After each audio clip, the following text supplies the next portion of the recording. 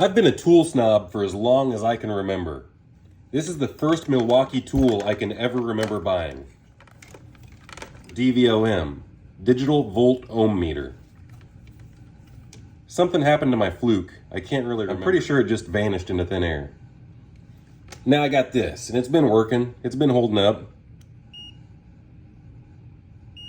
It turns itself off, so that's nice.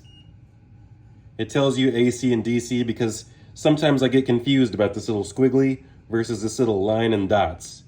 Typically, it's a good idea to do this before you operate it.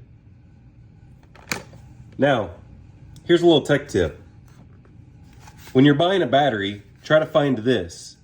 This says March of 23. This battery is like almost 2 years old. The first battery that I bought from AutoZone, we put it in this scooter and it didn't even start the scooter. Even if I could charge it, I wouldn't want to charge it because it's already been compromised. This is a Duralast Gold. Is an AGM battery. Not all AGM batteries are similar to Deep Cycle, where they can recover from being fully or close to fully discharged. Another tech tip is just check source voltage. And you're not really able to do this in the store. If you got about 12.6 on source voltage, that's all you can really ask for. The paper with this battery actually says 12.8 volts or higher, no recharge required.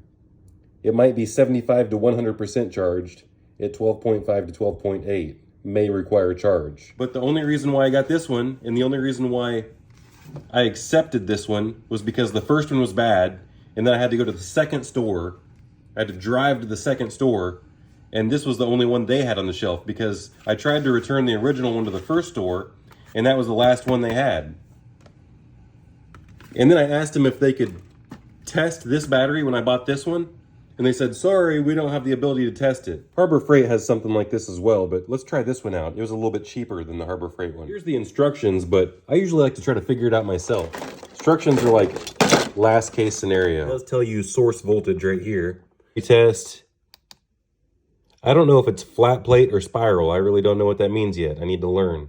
Cold cranking amps. The internet said it was 80, but this only goes down to 100.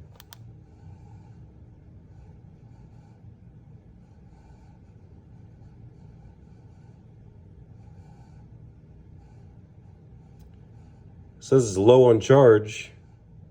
Good battery. 137 cold cranking amps. Okay.